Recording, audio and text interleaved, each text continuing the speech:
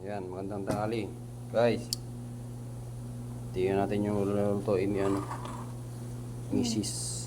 Arlene. Para matuto tayo. I-focus lang dyan, huwag mo dyan ano. Bakit dalawa? Ano yan? Ay, iba yan? Sinigang na, Sinigang. yung sa ulo yan, tapos yung the rest, gata. Magkaiwalay. Yan yung ulo. Sinigang, ano to? Sa katawan. Hindi nga. Anong tawag dito? Opo, mahal. Anong tawag dyan, man?